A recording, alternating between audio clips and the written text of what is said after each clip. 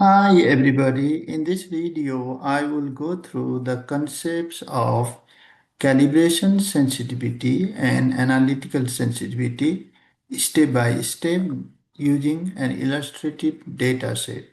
You can clearly see how each value is calculated. These concepts are often difficult for a student at first, so this video should help you better understand the concept. Let me go step by step. This is my data set. Here the first column is the concentration of analyte. Second column is the mean value of signal. Third column is the number of measurement, and the fourth column is the standard deviation of the signal. And calibration sensitivity is the slope of the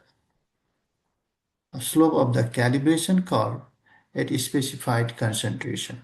So first we need to plot a graph. So what we do is we select these two columns and then go to insert and then charts, scatter, and you get this plot, and then you add trend line, display equations on chart, display R square value on chart. So here this 1.88 is the slope.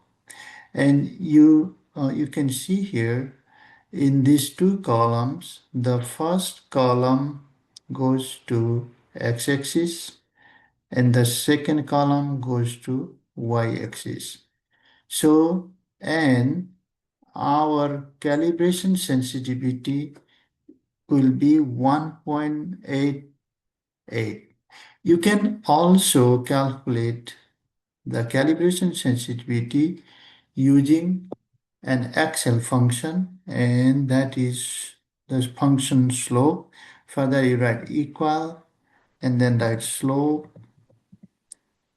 open parenthesis, and then you select y values. These are y values, and comma, and then select x values and close parenthesis, hit enter.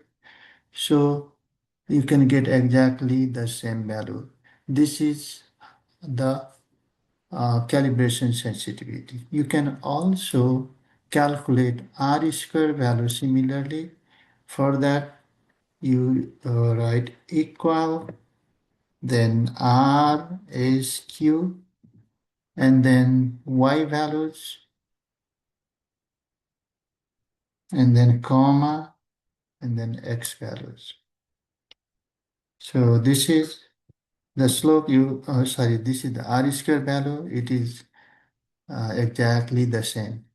So next, we calculate the analytical sensitivity. Analytical sensitivity is the calibration sensitivity divided by the standard deviation for each concentration. So now let's calculate that.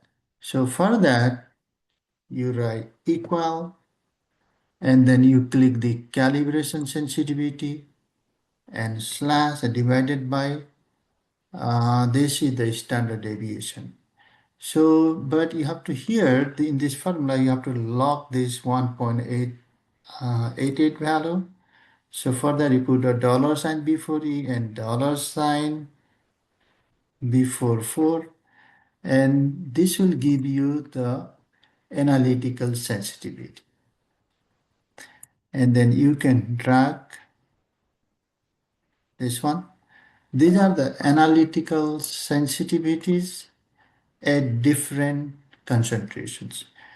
So now, when you report your calibration sensitivity, you need to give a range of concentration. So the range of the concentrations we use here is 2.00 to 80.00 ppm. So you should report this range, 80 ppm.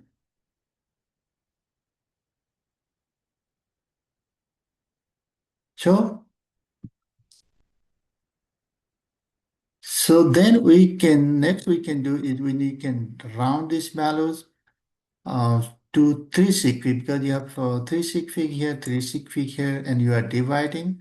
So we can round using an Excel function for round, and then you select this value, and then comma, and then to two decimal places. So we are rounding to two decimal places. So your analytical sensitivity, sorry, the calibration sensitivity is 1.88 millivolt per ppm. And you can also round here. So you can round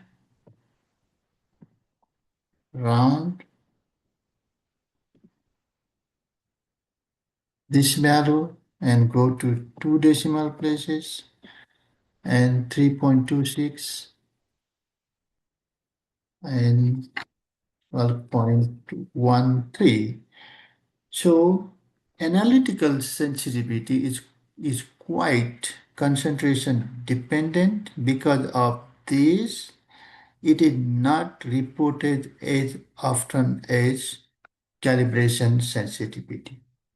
I hope these examples have helped you understand how calibration and analytical sensitivities are determined. Thank you for watching this video. See you in the next video.